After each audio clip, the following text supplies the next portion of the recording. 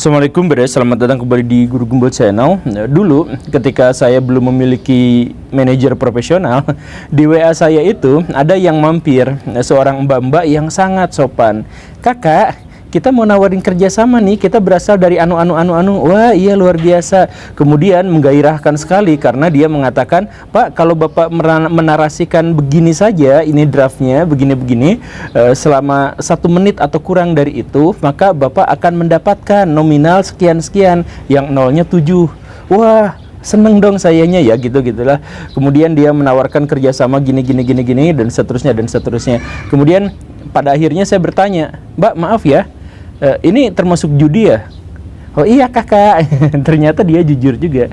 Jadi kalau misalkan ada influencer yang mengatakan bahwa saya tidak tahu sedang mempromosikan judi, saya sih nggak kepikiran. Soalnya kalau pengalaman saya, nggak tahu yang lain, tapi kalau pengalaman saya pas saya tanya ini judi nggak, ternyata dia juga bilang oh iya judi gitu. Ya jadi walaupun nominal tawarannya cukup besar, maka saya menolak itu karena saya adalah pro Pak Haji Rhoma Irama yang mengatakan bahwa uang judi najis tiada berkah, dan kita mengetahui faktanya bahwa di Indonesia ada banyak sekali orang-orang yang terjerat pada judi online dan kemudian rumah tangganya hancur, ekonominya hancur, karirnya hancur, dan banyak cerita-cerita seperti itu. Dan kalau misalkan kita berbicara bukan soal kasus per kasus, kita melihat datanya, maka ada sesuatu yang unik di sini. Ada 2,7 juta orang di Indonesia yang main judi online.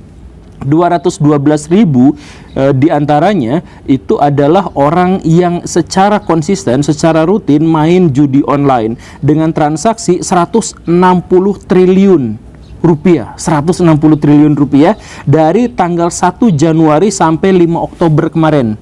Video ini dibuat tuh tanggal berapa ya? Pokoknya mah sampai 5 Oktober dari 1 Januari itu transaksinya 160 triliun melalui 159 juta transaksi. Dan konon aset judi online di Indonesia itu mencapai 550 triliun rupiah. Jadi ini bisnis yang sangat gila-gilaan, 550 triliun.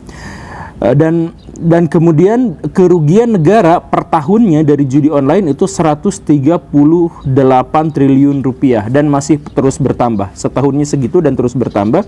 Dan dengan itu menjadikan Indonesia sebagai negara yang katanya paling religius di dunia, tetapi menjadi konsumen judi online terbesar di seluruh dunia dengan nilai transaksi judi online terbesar di seluruh dunia dan kerugian negara terbesar di seluruh dunia dari judi online.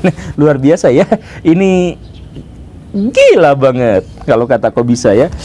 Jadi dengan hal yang seperti itu kita harus bertanya-tanya bagaimana ceritanya ada orang-orang yang begitu keranjingan pada judi online sampai nilai transaksinya segitu, kerugiannya segitu. Simak videonya sampai tuntas, yuk kita mulai.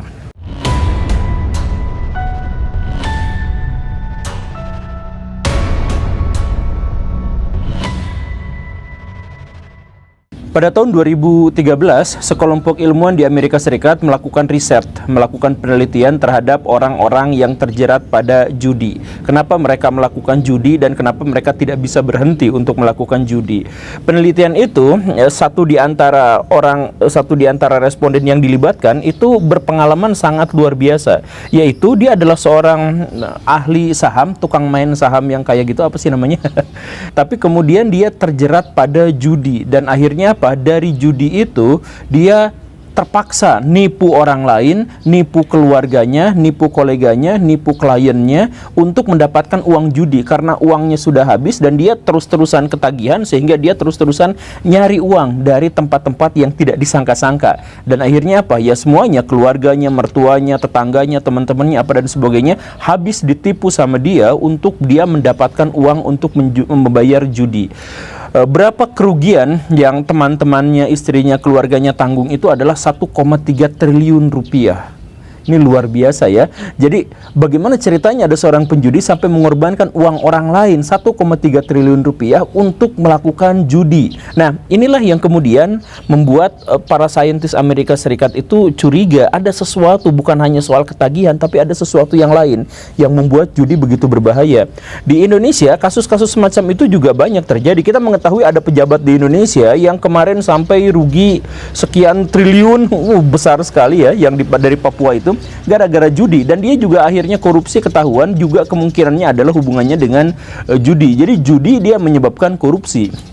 Kemudian ada di yang kemarin itu ada emak-emak curhat.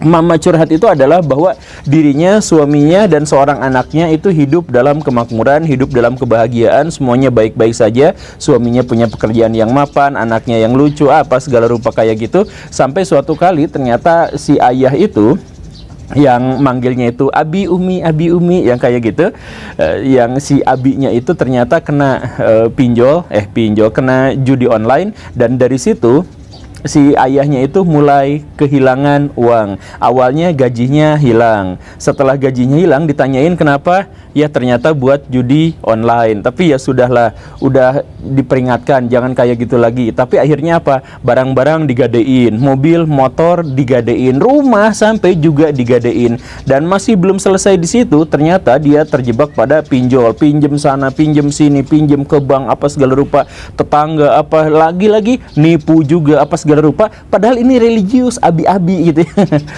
dan seterusnya.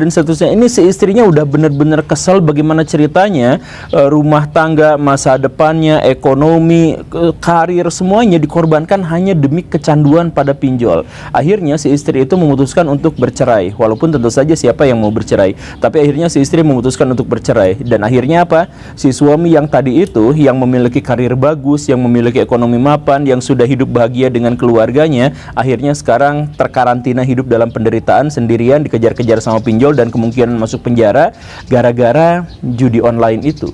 Gimana ceritanya ada orang yang sudah mapan, sudah makmur, tetapi kemudian dia bisa terjebak dan sampai habis seperti itu.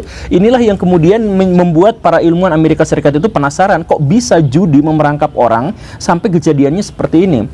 Setelah diteliti, ternyata ada beberapa faktor yang membuat orang-orang yang terjebak pada judi online itu begitu keras kepala.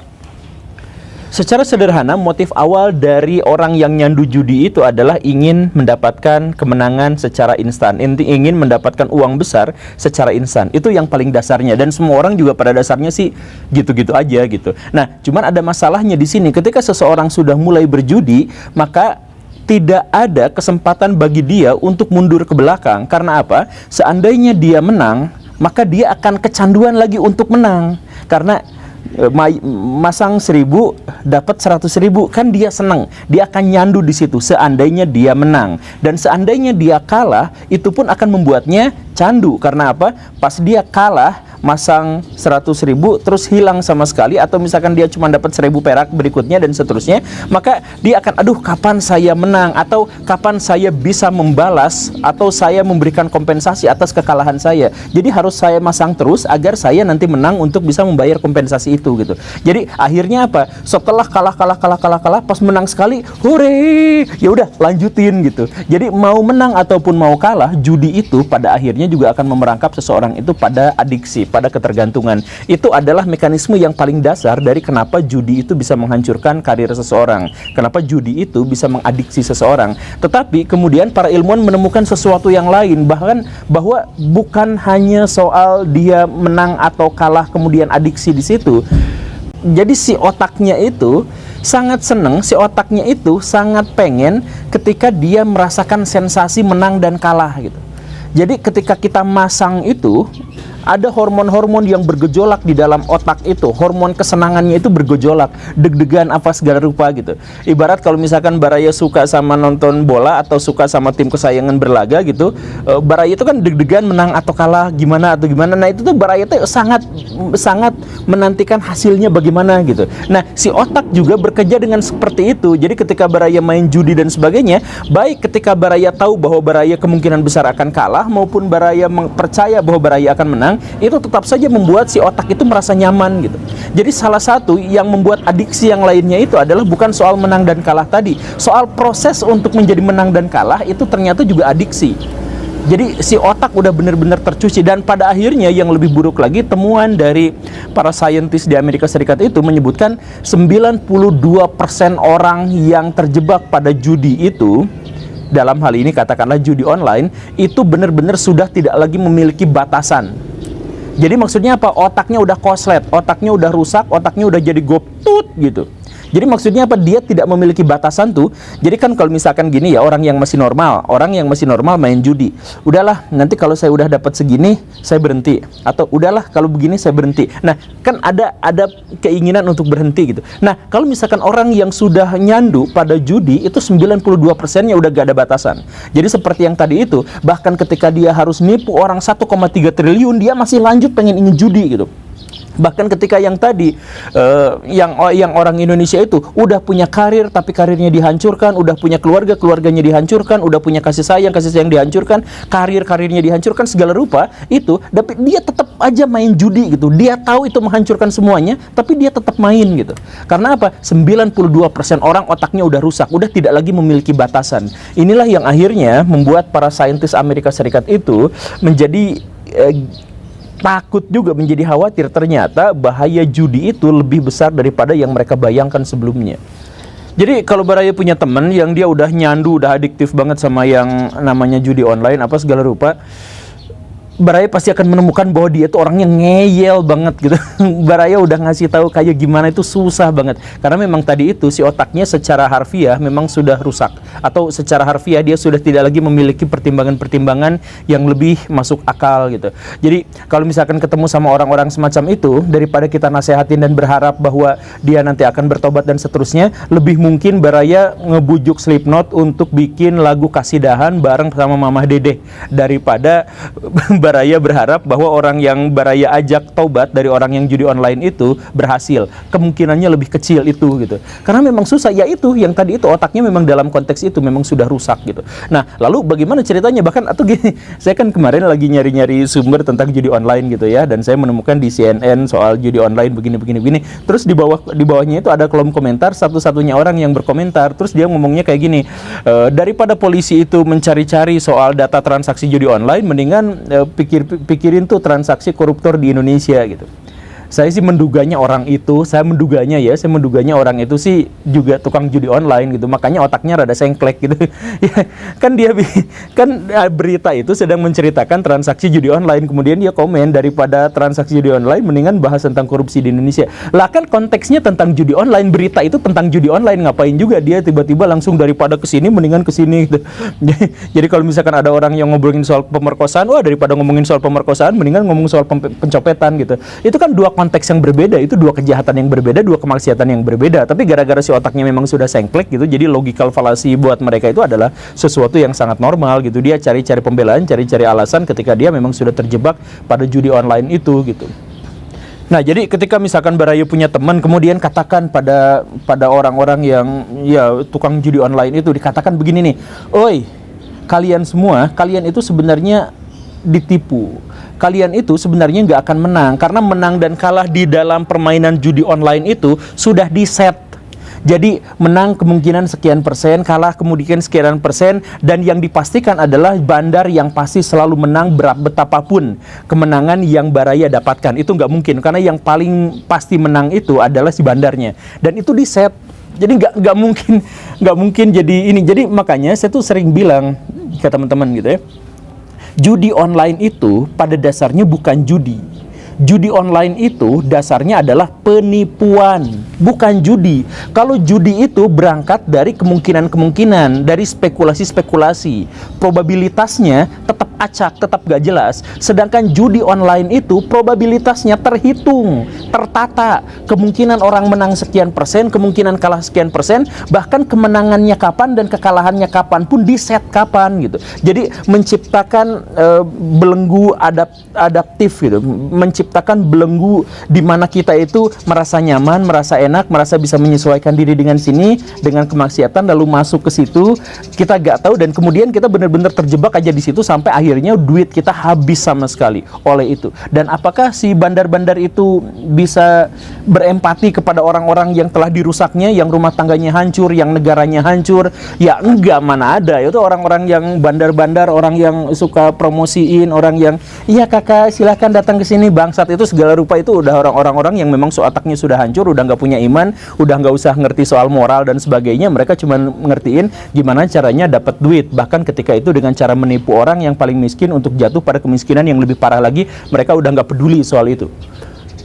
Jadi buat para influencer yang kemarin ikut-ikutan mendagangkan itu, ya please lah, saya tuh pengen nyubit mereka gitu pakai tang buaya gitu. Boleh nggak sih?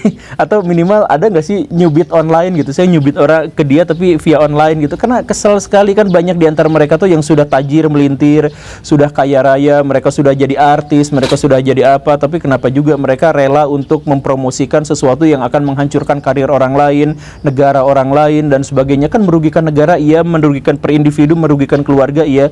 Ngapain juga dipromosiin gitu? Itu kenapa sih bisa seperti itu? Kalau misalkan katakan, oh saya nggak tahu, saya ragu sih kalau mereka benar-benar mengatakan saya tidak tahu. Ya nggak tahu sih mereka, kalau memang nggak tahu beneran ya syukur gitu ya. Tapi saya ragu kalau mereka benar-benar nggak tahu, karena di draftnya itu bakal dikasih tahu bahwa mereka tuh bakal begini begitu tuh dikasih tahu gitu.